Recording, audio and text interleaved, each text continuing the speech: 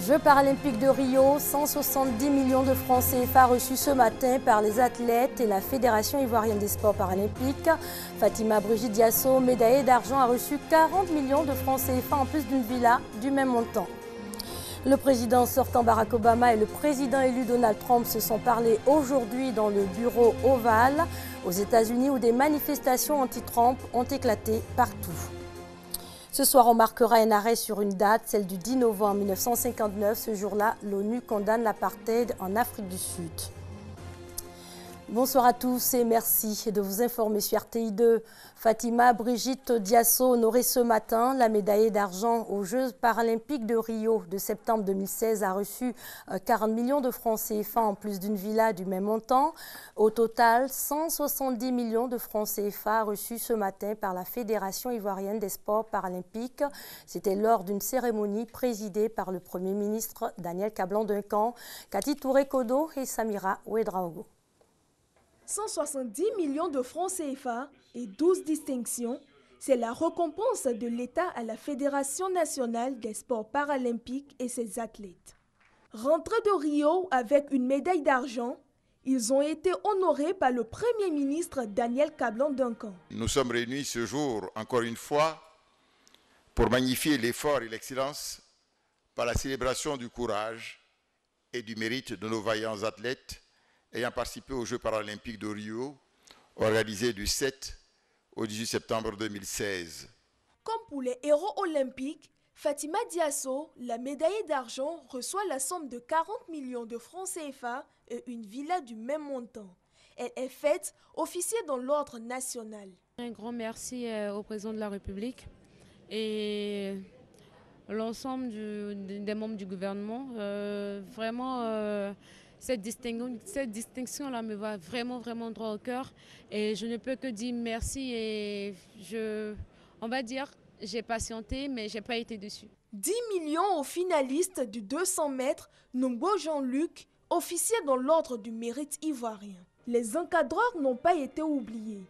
Le guide athlète et l'entraîneur de Fatim repartent avec 15 millions chacun. 5 millions de francs pour l'entraîneur de Nogbo, le médecin et le directeur technique national. Quant aux administratifs, avec à leur tête le président Trazié-Serge Pacom, ils sont 5 à être distingués dans l'ordre du mérite ivoirien et l'ordre national, avec 20 millions pour les caisses de la fédération. Nous sommes extrêmement fiers de notre jeune fédération et nous sommes fiers aujourd'hui d'être honorés par la nation. C'est pour dire infiniment merci au chef de l'État qui, à travers aujourd'hui la Constitution, a proclamé le droit de la personne handicapée. Le chef de l'État, son Excellence M. Alassane Ouattara, a promis recevoir la délégation dans les prochains jours. Elle est célébrée le 2 novembre, mais en Côte d'Ivoire, la journée internationale de la fin de l'impunité pour les crimes commis contre les journalistes a officiellement été célébrée ce matin. Une cérémonie organisée par le ministère de la Communication et le bureau de l'UNESCO Côte d'Ivoire. Instituée par l'Assemblée générale des Nations unies, la date a été choisie en mémoire de 2 journalistes français assassinés au Mali le 2 novembre 2013. Selon l'ONU, au cours de la dernière décennie, plus de 700 journalistes ont été tués.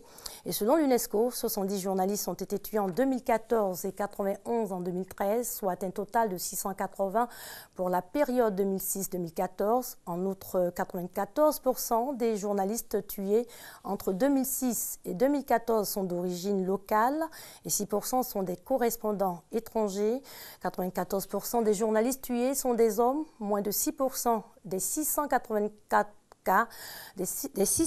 cas plus tôt ont été résolus et 41% des journalistes tués sont issus de la presse écrite. Autre chose à présent, un salon de la femme s'est tenu à Abidjan récemment. C'est une plateforme d'échange pour ces femmes qui sont en activité, celles qui essaient de concilier au quotidien travail, famille et autres activités. Patricia Omouetia. Le rendez-vous à Nissa est un salon pour la femme. Il réunit à la fois des ateliers, des coachings spécialisés et des expositions ventes. Femme, belle et zen, un thème évocateur qui appelle à l'épanouissement moral et physique de la femme. La femme étant le pilier de la famille, nous savons toute l'importance primordiale de sa santé et de son bien-être pour la bonne marche de la cellule familiale. Ce salon nous permettra de faire cette pause indispensable afin de nous aider à gérer nos petits stress du quotidien. Il est donc primordial que nous travaillions de concert sur des projets assurant la promotion du droit à l'éducation des femmes, l'amélioration des conditions de travail et l'accès à l'emploi des compétences féminines. Durant 2 jours, des sujets divers et variés sur le thème de la femme et de la famille ont été abordés. Des sujets qui ont enrichi cette 2e édition. Nous avons choisi le thème Belle, Saine et Zen. Nous avons invité des spécialistes en la matière pour venir entretenir les femmes sur les sujets qui les intéressent, tels que comment vivre une grossesse épanouie, comment se libérer de son stress, mais aussi nous aurons des ateliers nutrition, des séances de coaching et puis même des séances de sport. Comme chaque année, le rendez-vous à Nissa, appelé Salon de la femme, a mis la femme à l'honneur au travers d'ateliers et d'animations pour combler leurs envies.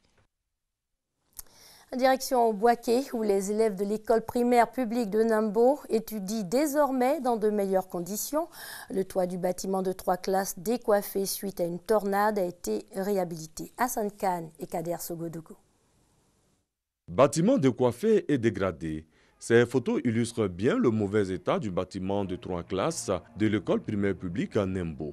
Aujourd'hui, ce bâtiment a été entièrement réhabilité. Le président Alassane Ouattara a demandé à tous les cadres de s'investir dans les régions, de travailler aux côtés des populations, d'aider les populations. Je pense que c'est dans cet élan-là que nous nous sommes lancés et que nous travaillons. Les responsables de l'établissement primaire ont exprimé leur reconnaissance. Cependant, des difficultés demeurent. Pour une classe de CP1, on a plus de 80 élèves. Les tables bancs manquent. Pour les doléances, il ne faut pas que ça tarde, parce que ça décourage un peu ceux qui viennent enseigner. Les autorités politiques et coutumières de Boaké ont salué cette action et encouragent d'autres fils de Boaké à en faire autant pour le développement de la commune. De 16 millions d'hectares, le couvert forestier est passé à moins de 2 hectares. Le nouveau code forestier donne les solutions pour résoudre le problème. Les acteurs techniques et financiers du secteur ont échangé sur le contenu des textes d'application de la loi portant code forestier. Objectif, déterminer le nouveau cadre de gestion des forêts ivoiriennes en conformité avec le nouveau code forestier. Chantal Ankanda. Qu'avons-nous fait pour que nos forêts se trouvent dans cet état aujourd'hui ? L'on s'interroge. De 16 millions d'hectares de forêt en 1960, le couvert forestier ivoirien est passé à moins de 2 millions d'hectares aujourd'hui. Le ministère des Eaux et Forêts veut parer au plus pressé en multipliant les initiatives pour freiner, voire mettre fin à la destruction des forêts. Présenter aux parties prenantes sur une base beaucoup plus élargie les projets de textes qui ont été élaborés en vue de la mise en œuvre du code forestier qui a été donc adopté, voté en 2014. Il donne aux agents des eaux et forêts la qualité d'officier de police judiciaire, ce qui donc leur donne le droit de pouvoir faire donc directement donc des réquisitions, des constatations sur le terrain. Experts et acteurs du secteur forestier réfléchissent pour enrichir son contenu. À la fin de cet atelier, nous allons nous retrouver au niveau du ministère des eaux et forêts et du cabinet qui nous accompagne pour peaufiner les textes. Donc c'est ensuite que ces textes-là vont être enrôlés par le secrétaire général du gouvernement pour être présentés au conseil de gouvernement et au conseil des ministres. Ce nouveau code forestier, fort de 152 articles selon le ministère des Eaux et Forêts, va apporter de réelles avancées en matière d'orientation de la gestion forestière. Plus que 3 jours pour la Bissa, les réjouissances populaires qui marquent le nouvel an chez les Nzima Kotoko de Grand Bassam débutent en effet ce dimanche 13 novembre. Comme il est de coutume avant la fête, le tam-tam sacré a pris ses quartiers dans la forêt. Herman Yamia. Les émissaires du roi d'Nzima Kotoko chez la famille Mvavile, les dépositaires de la Bissa. Ils sont venus négocier la reprise de l'Ndongbole, le tam-tam sacré, pour le Siedou ou la retraite de l'Ndongbole. Période précédant les réjouissances, le Siedou est un moment d'introspection, de réflexion et de préparation de cœur pour aborder la Bissa. Les négociations terminées, l'Ndongbole est conduit dans la forêt sacrée où il en ressortira une semaine plus tard pour 8 jours de réjouissances populaires. Cette procession à la forêt a mobilisé des milliers de festivaliers qui ont donné un avant-goût de ce qui va se passer la semaine prochaine.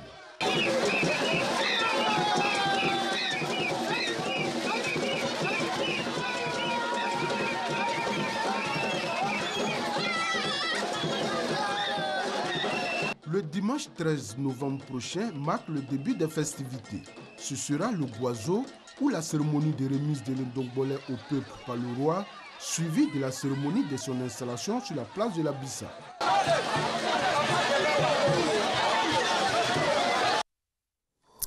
Hors de chez nous, 2 présidents à la Maison-Blanche ce jeudi. Le président sortant Barack Obama et le président élu Donald Trump se sont parlé dans le bureau ovale. Au menu des échanges, les détails de la transition que Barack Obama souhaite apaiser. Les 2 hommes ont promis de travailler ensemble en vue d'une transition réussie. La prise de fonction du nouveau président américain est fixée au 20 janvier prochain. 45e président des États-Unis, c'est bien Donald Trump. La pilule a du mal à passer chez certains Américains. Des manifestations contre son élection ont éclaté partout aux États-Unis, à New York, à Oakland, en Californie, à Los Angeles et à Chicago. Plusieurs individus ont été interpellés. Pour l'éphéméride, nous nous intéresserons au 10 novembre 1959. Ce jour-là, l'ONU condamne l'apartheid en Afrique du Sud. L'apartheid désigne le régime officiel de ségrégation raciale mis en place en 1948 par Daniel Malan, alors Premier ministre de l'Union sud-africaine, actuelle République d'Afrique du Sud. Les mariages interraciaux étaient interdits, les espaces géographiques précis étaient attribués à chacun des 4 groupes raciaux du pays, noirs, blancs, métis, indiens. Franck Quadio. L'apartheid, le mot est dérivé de l'afrikaans, langue de l'occupant en Afrique du Sud. Apartheid signifie séparation, mise à part, une politique de développement séparée au détriment d'une partie de la population. Voici la configuration de la société sud-africaine au moment de l'apartheid.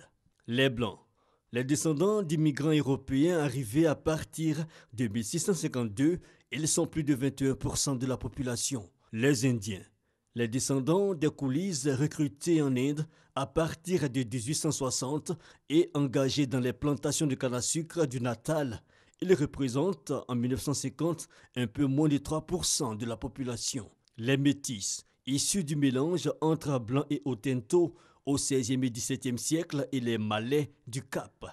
Ils constituent 9% de la population en 1950.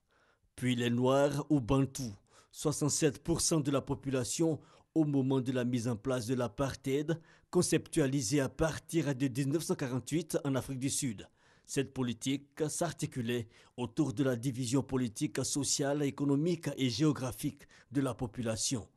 Élaborée par le Parti national, il sera aboli le 30 juin 1991, une abolition due à l'action soutenue du combattant de la liberté Nelson Mandela et de la mobilisation des Nations Unies qui, par la voix de l'ONU, condamnera l'apartheid le 10 novembre 1959.